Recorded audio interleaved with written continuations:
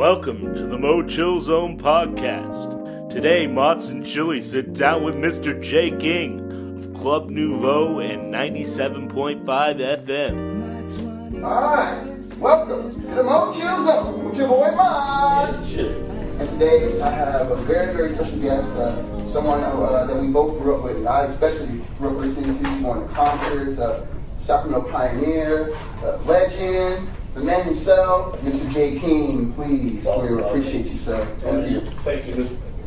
So, I just want to know what it was like being at the Grammys in 1987. Yeah. That's interesting. So the Grammys used to be 1 year in LA, 1 year in New York. And it would alternate. The particular Grammy that we were nominated was in New York. So I flew my mom, my dad, we all fly to New York. And Little Richard is backstage. Wow. And my dad was a big guy. He's about 6'2", maybe. No, dad is 6'2". What about 190, 195? Little Richard grabbed my dad's hand and shook his hand and said, "Ooh, I like your hand." That's great. Awesome, man. But so we go to the Grammys, but we get nominated for two: Best New Group and then Best R&B record. And we win for Best R&B record, but we're not part of the Grammy Award because every year the Grammy would take some different categories and present it off air because the Grammys are too long. So we won the Grammy. Wow. But you got presented off air.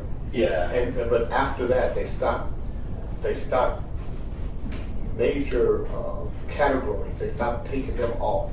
Yeah, that makes sense. But then it would just rotate a category. So sometimes major categories wouldn't be on the Grammys. So they stopped that after that year. You had to be the one, right?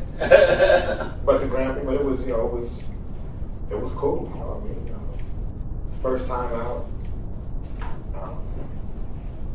and being nominated for a Grammy. And back then it was a lot more competitive. Yeah. Oh, yeah, definitely. Now you tie your shoes that you get a Grammy. Yeah. That's great. And then that Life, Love, and Pain also went platinum. Double platinum. Yep. Double platinum. In the United States. That's great. And then with gold and platinum in different countries. What was it like experiencing like the rise of that album? Well, to be honest with you, because I did the work, I was like, I didn't get what most artists get when they get to enjoy the record, hearing on the radio. I never, from the time I started, because when I did Rumors, it was just a fight. It was just a fight getting radio, it was a fight finding money, it was a fight building the record. So Yeah. I never enjoyed the beginning of it the way I felt like I should. I enjoy it more than that. Even getting awards, I didn't care about the awards. I never. So I would go to award shows and leave. I would go for like 20 or 30 minutes and then I would leave. We just recently won an award from Soul Track, from the Readers Poll Award. Best group or duo for our latest single. It's all right. Nice. And I felt better. I think I was more excited about that award than any award I ever received. That's awesome. Wow. That's awesome. But that's because I'm older, and you appreciate that you get to do what you love as a living. And not very many people get to do what they love That's blessed. as a living. That's great. That's great. But I want to know, it's like, through that whole ride, there's a bunch of things I want to know, but one of the special things, like, through that whole ride, what's one of the most best experiences that you can see that stands out to you? Wow. Just, being able to tour. And we didn't really take advantage of the way we should. We were really spoiled because we weren't like a group that played in clubs and, struggled Yeah. You know, we didn't go through all that. And so we just had to hit records. And then we went out on tour.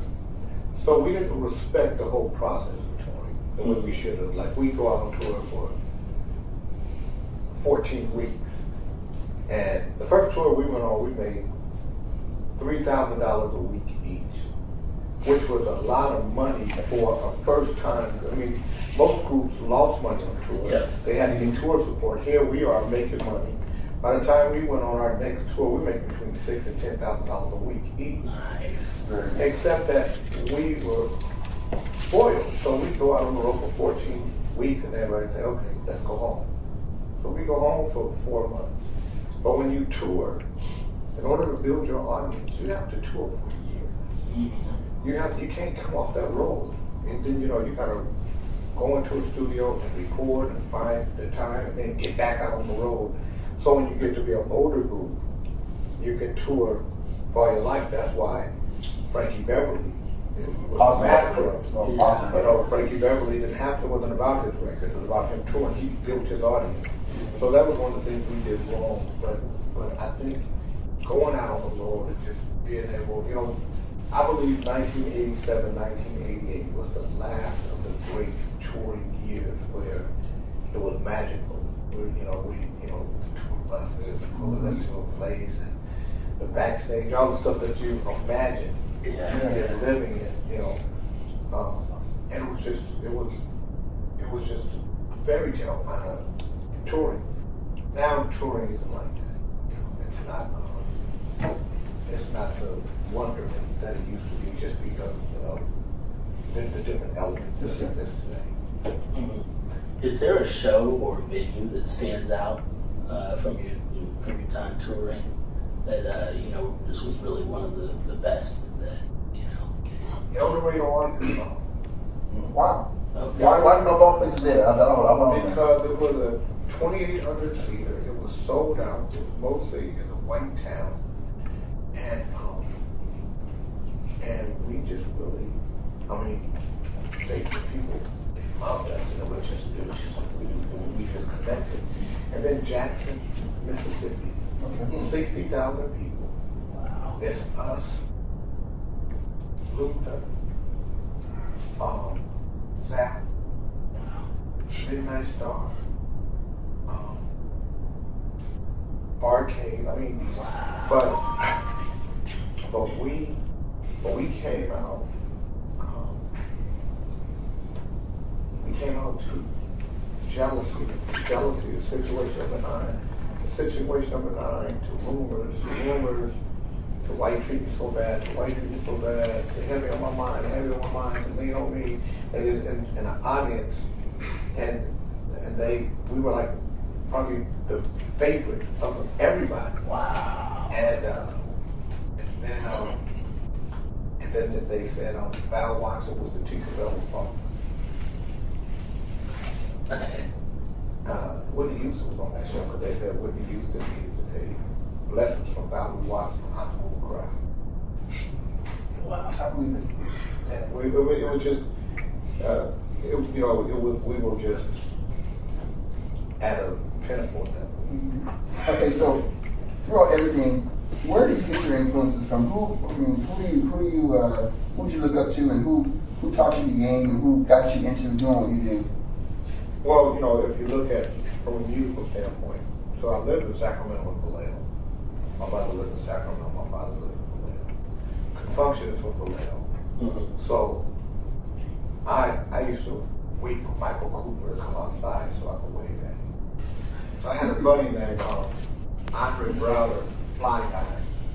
And I would be Michael Cooper, he would be Phelps Pilot, writing you a letter, you say I better write a little more about me. It's my So Michael Cooper was and Confunction were obviously influences.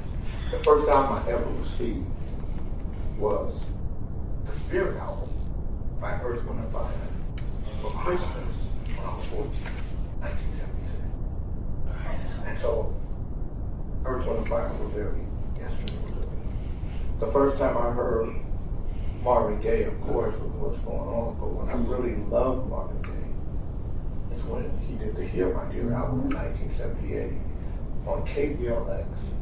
They played When Did You Stop Loving Me? When Did I Stop Loving You? I had never heard a record like that before. It moved me. It was emotional to me. You know, when you say your marriage vows, they're supposed to be for real. I mean, if you think back about what you were saying about love and I and death do us apart and all that shit, it shouldn't be that way. It shouldn't be lied. Because if you don't honor what you said, lie to God. The words should be changed. And then he starts singing the songwriting. And he's singing, but he's never coming to a hook until the end of the song. When he goes, when did you stop loving me? When did I stop loving you? And so it made me want to listen to everything Marvin Gaye did. And so Marvin Gaye is the most influential artist in my life. Nice. But when I started writing Club Nouveau, it was Houdini, it was Run DMC. Wow. Because Larry Smith, to me, is the most underrated and one of the greatest producers nobody knows. And unfortunately, he died like that. But he did the Houdini records, he did the Run DMC records. He did, and I mean, he did Hard Times, Doom. So good, so good, man. So good. As a producer, somebody who can produce a record with so few instruments, with so much space, but so tight. I mean, there was so much space, but it was tight, and it was just masterful. Just how he used instruments in the places he put. And then ABC Band. Oh, yeah. Tell me how to be. Because the British invasion at that time was happening. Thomas Dolby blinded me with science. And then Tears for Fears. So if you listen to some of my records, you'll know that white treat me so bad. Boom, boom, doom, doom, doom, doom, doom. Shout. Yeah, okay. Wow. Okay. No.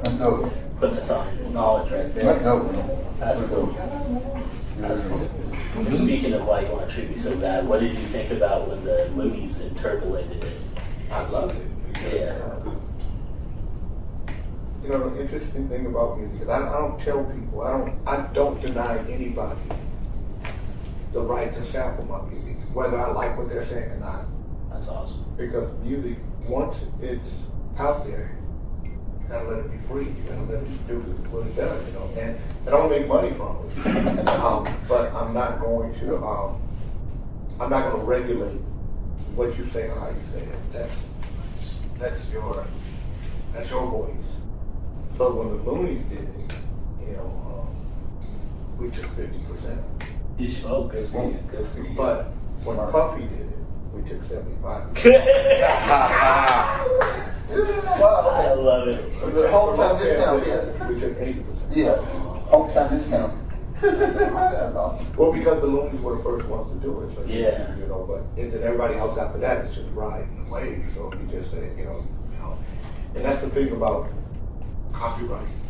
You know, the copyright owners, the original copyright owners, they can decide that they're not giving you anything, or they can decide that you can't use it. Now, you can remake anybody's record; they can't stop you. So, I remade "Lean on Me."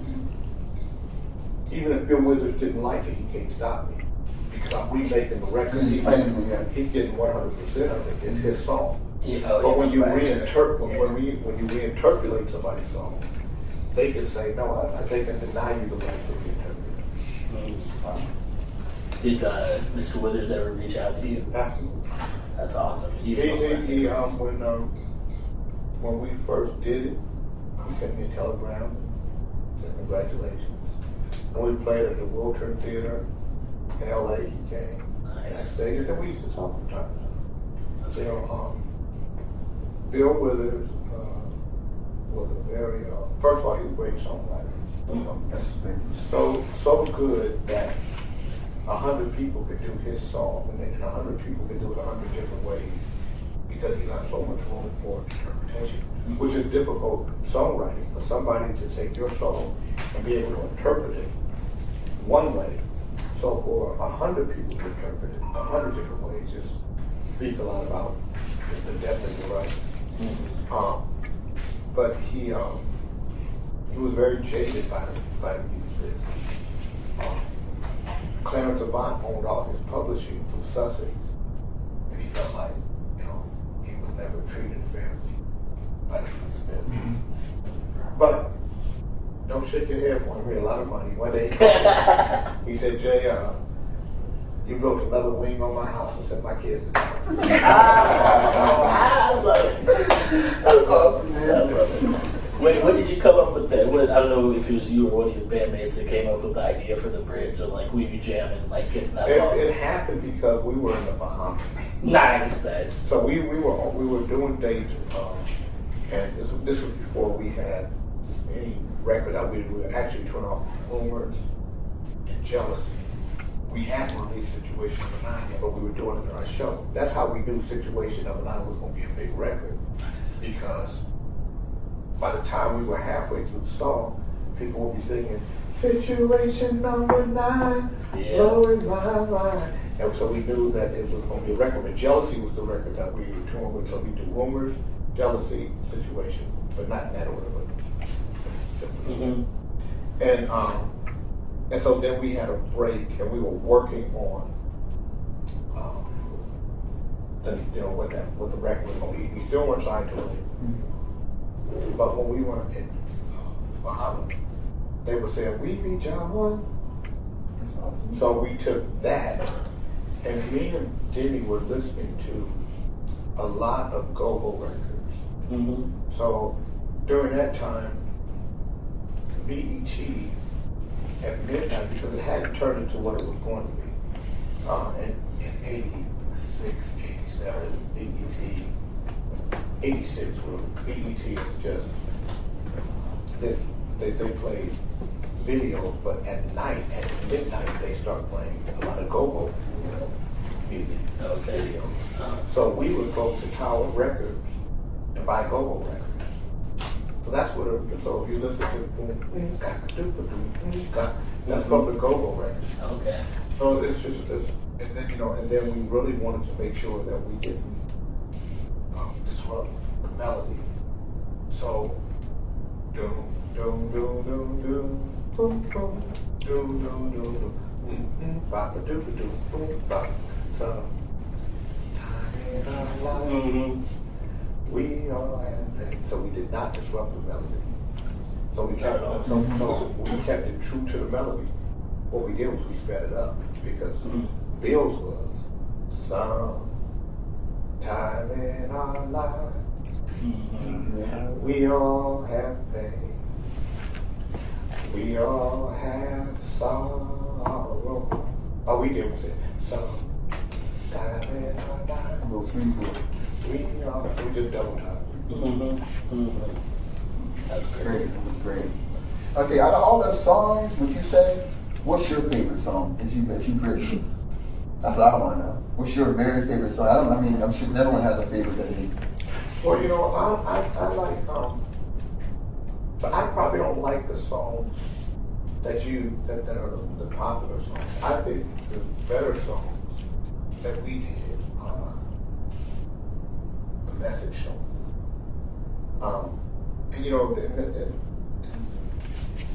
I love For the Love of Francis. Life started like any other girl, folks thought she'd be the queen of the world. 16 years, thought she was grown. I just love what we did there, but I also love Come Together. Look at the world, all this hatred, all this fighting, degradation, all the people, trying to make it, people starving, a dying nation. We got to come together. Those are the kind of songs because that's really how I see the world. Mm-hmm. So I like our message song. I like I love the Life Never Paid album for what it was. It was funny because Ross called me into his office one day. Ross was Jim. He said, "You gotta make another Life Never Paid. Come, make them listen to the message." And that's a pissed off at me. Yeah. So you know I get to do what I want to do. Nice. So I knew the money thing to do was to make the second part of Life Never Paid. But I understood racism from a musical standpoint, from being at Warner Brothers when I did Jealousy, when top 10 R&B, go to the front row, went to number 8. When I did Situation number 9, went to number 4, the R&B chart. Didn't go pop. When I did Lean on Me, it went to number 1 pop, number 2 on the R&B chart. And then a whole new world is Yeah. and so I really wanted to think, fuck you. Sure. And so, but I guess I did in a lot of ways. I didn't do a Madonna tour, even though they flew me in and they said, "Hey, we want you on the Madonna tour." Wow. And but the Madonna tour was going to be in venues that catered mostly to white folks. The ticket price was going to be too high for people that supported me from the beginning. And then there was the way the tour was set up. There was a stage, and there were certain parts of the stage we couldn't use. So I look at this because we're at SIR Studio because that's where we have to fly into LA to rehearse. And so they said, "Okay, this is your part of the stage. This runway, you can't use this runway." Mm-hmm. So I'm like, "Why not? It's right there. That's Madonna's runway." I said, "So let me ask you a question." So I get on the stage. I said, "Let's say I'm right here and I'm doing my show. And then I run up the runway. What y'all want to do?" So I like it. So they say, they say you got to, this is you have to agree to this. At the time, the Who's That Girl soundtrack is what I'm working on. So we have a song on that soundtrack. So I have to agree on this day because that soundtrack is going to get mastered that day. So I said, "Okay, I'll do it." So they mastered the record. But when I got home, sound went. So my song made the soundtrack, and I didn't do the tour. Hey! That's awesome, man. I was at the corner. How you look at it? Like I said, I think I said F you to them. Yeah, that's a nice way of saying it, I guess. You still got paid though, so I mean, Made a lot of money from the soundtrack. That's great. That's great. So before we start talking about what you're doing now, I just want to talk to you about your creative process, particularly back with Club Nouveau. How were you writing it and how were you recording? Well, and two parts of that, and by chance also, what's different then and now? okay. So then, sometimes I would write with Denny and Tommy. Okay. Sometimes I would write with other people.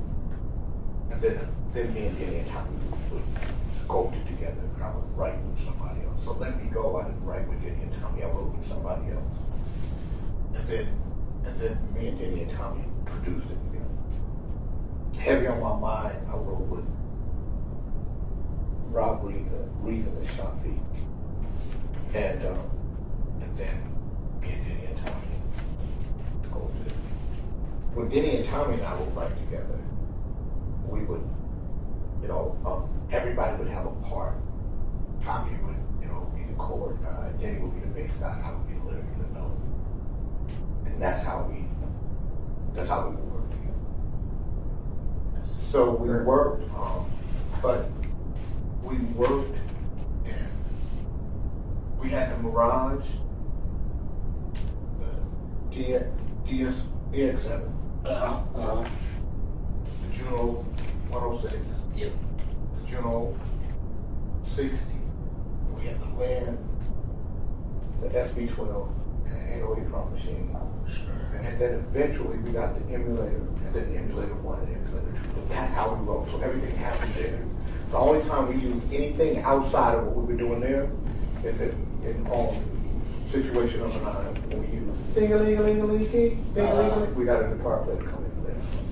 Everything else we did right On the sets and the drum. and so we would basically scope the track, and then we would go into the studio and lay the tone, and then everything would be sequenced. And so we just did 3 or 4 passes. 3 or 4 passes, we'll put all the parts down, and then we start, and then we do the vocals. So then we would do the vocals, the backgrounds, and then we'd fly them in. So what we would do is I would do the vocals, mix the vocals down, so because they would take up all the tracks. Because I'm only doing 24 tracks. Yeah, sure. So when I'm done with 24 tracks, I got 8 to 10 tracks of music, which means I have about 12 tracks of vocals because I got 1 track of tone. So now, I gotta do those parts. So if I have 12 tracks of vocals, I'm doing 3.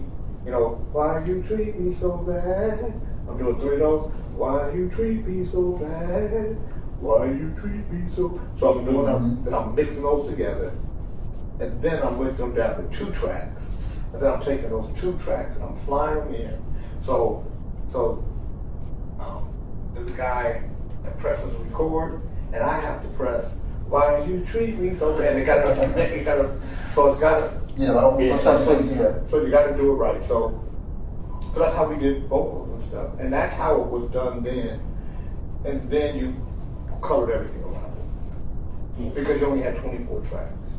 Wow. Yeah, I remember the process back And then 2-inch tape. And then as time went on, by the time you got to the 90s, you started having 48 tracks because you had they could talk to each other. They had the syncing, so but still 2-inch tape. Now, and then when you mixed it, whatever you recorded, everything, once you was on that board, you had to either finish or you had to leave it as is and come back the next day. So you had to do a buyout on time. So you had to, even if you were in the studio for 16 hours. You had to do the whole other day too. 24, you had to do 24 hours. That day you had to buy that day and then the next day. Today you don't have to do any of that because you got unlimited tracks because everything is digital. Whenever you mix, you can do 100 mixes. Right. And 100 tracks. You can save all of them. You don't have to worry about coming with you because everything is just it's right there. Everything is just where you left it. Exactly. Yeah. So the good part about it is that it's a lot easier process in that respect. But the tough part about it is you're trying to keep life in a track. So guys played, we played some of that stuff. Now, as opposed to it was fully sequenced, we played it, truncated it, and then, and played it and sequenced, but it's played. Where these guys don't have to play, it's just, it's just a computer doing everything. For sure. So you lose some of the plasma, some of the life in it.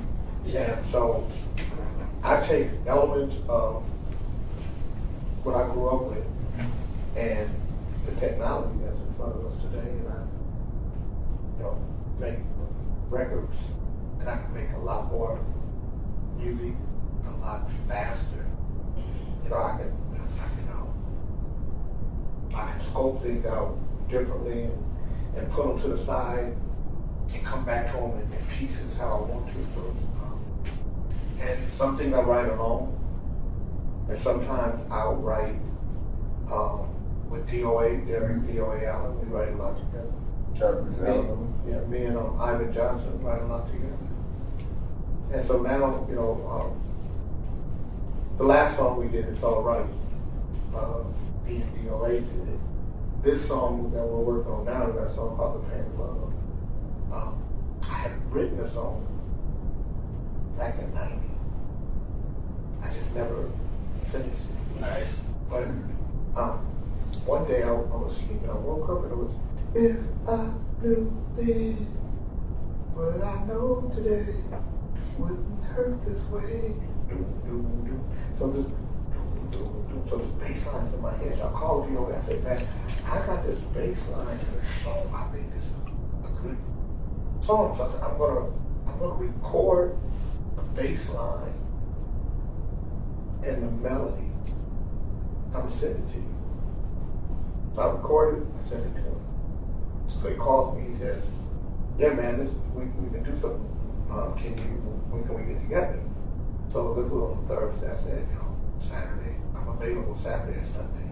He said, well, let's try to get together on Saturday. So Saturday we go, play the bass line. He said, well, what's the guitar? So I said, the guitar is, I give him the guitar line. And then he said, and I said, but you gotta have, this is 808. This has to be the 808, it has to be this. So we just started to scope this out. And so he calls me, he says, man, this song is all you, Jay. And I said, no, we partners. This is me and you. And so I let him, so I said, we're doing this together. And I had written the first verse, so then I called Tears and Jay Ali.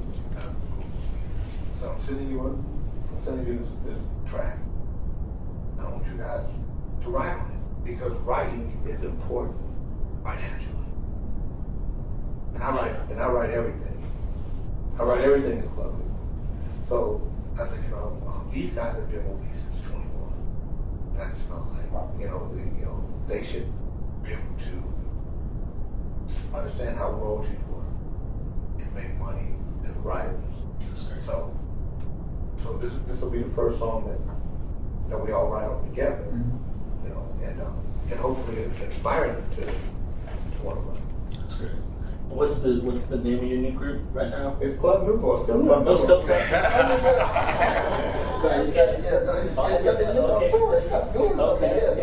Just new members. Yeah. New members. Okay. Yeah. That's great. And yeah, I'll have to check out. Yeah. Oh, it's dope, man. Because you guys were just performing. I think it was like last year. For that, you guys at Thunder Valley. Okay, so that's great. So, okay, now tell us the people about what you're doing now. There's a lot of amazing things you're doing now that people should know about, like around Sacramento, Chamber of Commerce that I hear you're on. There's a lot of great things you're doing. Well, you want to share with people? So I do a morning show called Kings in the Morning, Monday through Friday. Shout out, by the way. It's my therapy. I love this show. When I first became the president of the California Black Chamber, somebody called me. And now you change the president, so you can't do it. Why not? You're the chamber president, you have to say.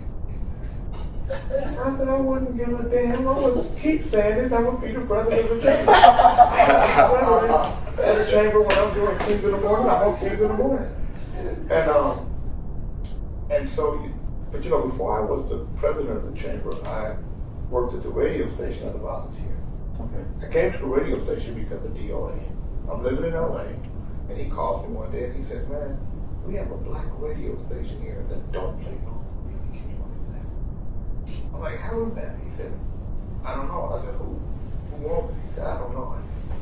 So I called Alan Warren, who was the city council. So I said, why? There's a black radio station in Sacramento. They don't play no music. And he said, oh, that's an Ari song. California Black Chamber. So I said, introduce me to him. So he introduces me to Ari. They're out in Rancho Cordova at the time. And, he's telling me that he got a radio station, he got one DJ, he don't have any money, and he said, I can't force him to play music, and I don't do that part, that's his part. So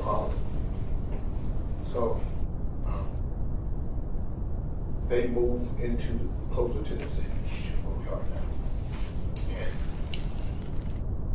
And I say, I'll help you raise money for the station, but you got to play local music. And he said, well, I can't force you to play music. I said, so I'll do a show. Nice. And I'll raise money. Okay, nobody tell me what to do. If I do a show, I'm going to do what I do. That's great. So Marvell Reed, the late great Marvell Reed, station manager, he trained me. And, he said, Jay, you play local stuff, you got to play national records too. You can't just play this music. So, it was a bit of a learning curve for me, but I learned, and we started growing the station. Then I started bringing in other people. I started bringing in other on-air personalities. That's how Eric Dorsey got there. That's how Mike White got there. That's how Dr. Arterberry got there. Keisha Matthews. There were people that, Michael Diamond, there were people that I just felt like we had to have more voices in the city. And one day me and Aubrey was talking, I said, Mr. Stone, he said, these Negroes don't support us. And I said, no, Mr. Stone, I'm from Sacramento. Tell you something about Sacramento. Sacramento won't talk shit about you. But they gonna let everybody else talk shit about you. That is for sure. And if they love you, they're going to always support you. But you cannot separate yourself from Sacramento. You can't say those Negroes. It's got to be we in this together. And so I think my show was that beginning of bringing the community and then bringing all these other voices, all these other people, because these are people that, Keisha Matthews is an incredible real estate agent and broker. She's from Sacramento. She went to school in Sacramento. These people didn't know her. Dr. Arterberry was a basketball player, stand-up basketball player who was unfortunately injured, but he was known around Sacramento. Eric Dorsey, the Dorseys, is probably more Dorseys in Sacramento than anybody because it seems like they always had kids. So these were just, so you started putting people and faces to the community and our station grew. So I come to the station at 15. By 2018, Mr. Stone, Howard Stone, is sick. And he has cancer. And he suddenly dies. So there are two different factions trying to take over the chamber. And I'm just a guy at the radio station. So I don't care about what the chamber is, because I don't think it does anything personal. So the two factions are both coming to me saying, hey, love the work you do, love what you do in the community, looking forward to working with you. That's what the one faction is saying. The other one is saying, are you with me or are you with them? I'm like, I don't know what y'all got going on. I don't know what you're doing music. And it was this thing happening where Mr. Stone gave both of them supposedly a letter that they would have control over the chamber. But that's not how these things work. The board of directors, they pick who a president is. Mm-hmm. And so in March, they brought in a compliance officer. And she heard me on the radio one day and she said, have you ever thought about running a chamber? And I said, no. And she said, I think you would be great. I said, no. Chamber don't do nothing. And so a few weeks later she came back and said, I really think you ought to. No. I'm not interested. But this thing was closing in on us, and then one day she came to me and she said, if you don't take over the chamber, we might go to the radio station. I was like, how? I thought the radio station was separate because one is a foundation, and she's like, they're connected to each other. So in June, I agreed to it. And I just said, I'm going to do it my way. I don't think the chamber does anything. If I'm going to be here, it's going to be functional. And I started putting people around that I trust. That's how we became the chamber we are now. Everybody, you know, has people that believe in the mission. And that's great. And so, you know, we represent the state.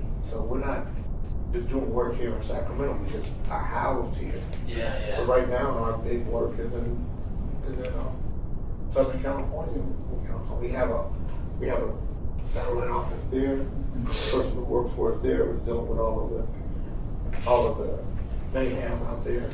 You know, our voice is involved with some of the solutions that are being bandied about. Yeah. I wrote an op-ed in support of Karen Bass, and you can't blame one person for a catastrophic fire that has nothing to do with humans. It has everything to do with nature. Yeah. And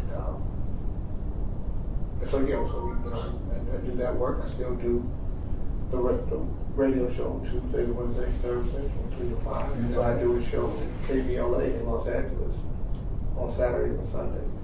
Nice. You must make sure they know. We make sure they know all the tags. Oh, they can go to iHeartRadio, download the iHeartRadio app, and then search for the Jay King Show.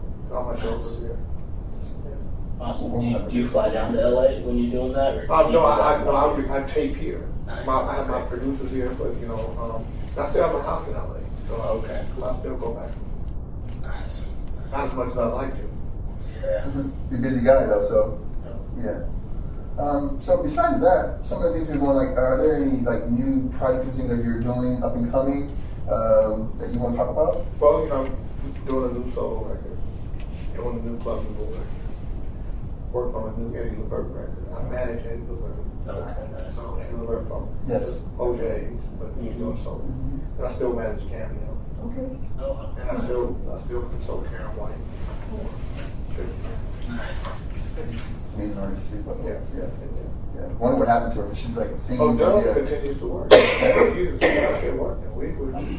We were in South Africa Nice. last year to get her home. Nice. She's an amazing artist. So Absolutely.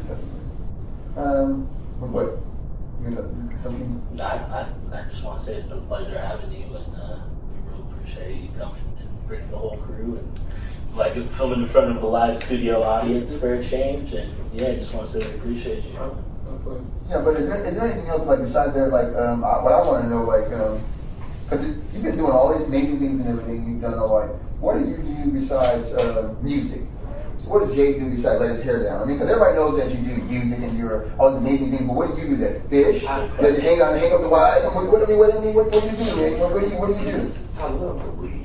I like reading. I love discovering movies. There's a kid he's over me as a kid.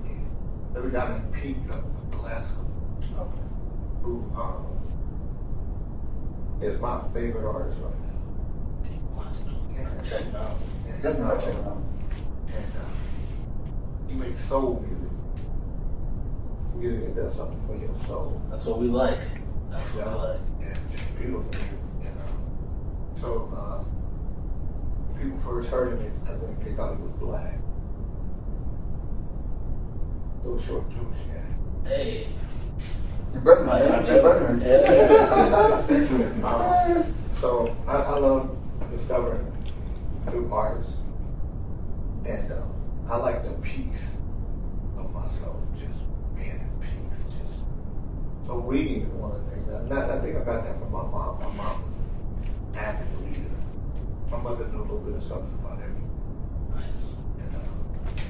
And Is there a genre you like to read the most? Nonfiction, fiction? No, I like to. I love information. I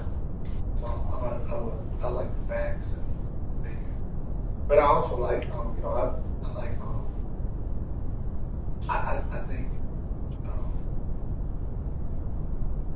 as a community we have to stop victimizing ourselves, be investors, speculators in the market. I like doing that kind of stuff, inspiring people to explore themselves. Most people live a basic life because they're afraid of what the greatness that's in them. You know, we've been conditioned to not even believe in ourselves like that. You can't do that. But I think the opposite. I think if you want to be alive in this very long, short ride, you better start exploring yourself. Amen. Amen to that. So March 19th, I'll be speaking at the Guild Theater. Nice. Me and a motivational speaker named Michael Diamond. Okay. Nice. You can go to Eventbrite. Eventbrite. Y'all make sure y'all check it out too. Check it out. You can type my name, J. King, and it'll come up. Come on. Nice. And everybody around here knows you, so should know you. If you've been around here any time around here, they all know the songs and everything else. So we definitely appreciate it. Is there anything else you want to get out there, the message to people that's important to you, that you want to get out there is important, like somebody who wants to inspire to be like you? What would you tell them?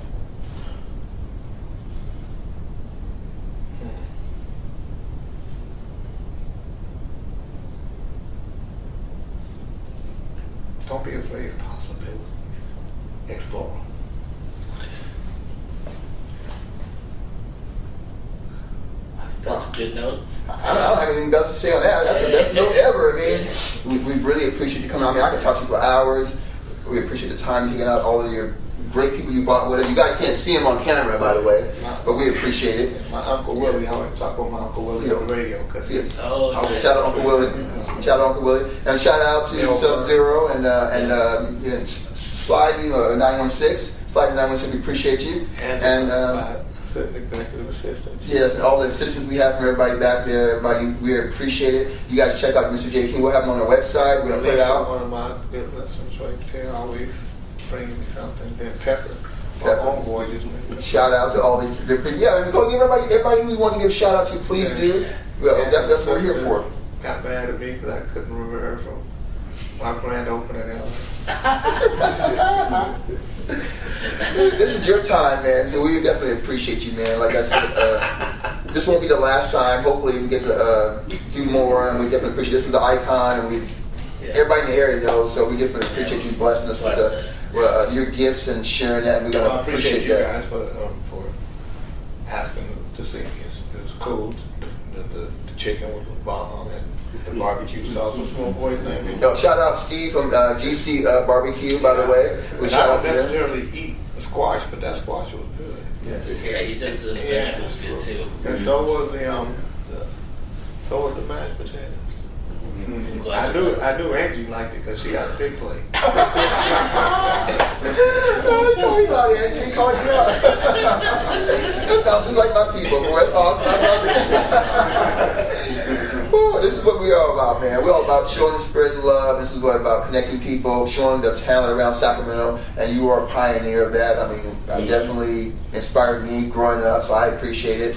My mom, you probably met my mom, by the way, too. One of many pioneers. I think when I think you got to look at the Hogan, Dwight Hogan, bass player. Who you got to look at Robert Brooklyn. Robert Brooklyn was really the foundation of it all. You know, when he in 1972, he won the Motown Talent Search, but the unfortunate passing of his mother with the car accident that that took him off course. But he was, he eventually ended up with Earth, Wind & Fire and everything, and George Duke. But there's a lot of guys, a lot of people, a lot of great musicians. Like we have a lot of great athletes. We just have a lot of great people in this community that were standouts. So Ruthie Yarbrough was a bad bass player. feature people from Dumas play guitar. You know, you had a lot of Brett McClellan was a great trumpet player. So you had some real cool cats even before me. Yeah. Absolutely. Hey man, like I said, just giving you a shine, man. You know, you're doing a lot of great things. So we appreciate you. Appreciate everybody showing out there, everybody back there. We like everybody, Mr. Price back there. Appreciate everybody. Hey, you guys, we love you guys, and please go check out the J King Show every Tuesday and Wednesday. Tuesday, Wednesday, Thursday. Tuesday, Wednesday, Thursday. 97.5 FM, KDEE.org. Exactly, and you know we will have the links up on our website And on the iHeartRadio app. Absolutely, and we appreciate you, sir. Thank you so much. It was a pleasure. Thank you. And thank you very much. And hey, you know how we do it out here. God bless you guys and keep spreading love. That's what we do. Hey, and we'll see you guys next time.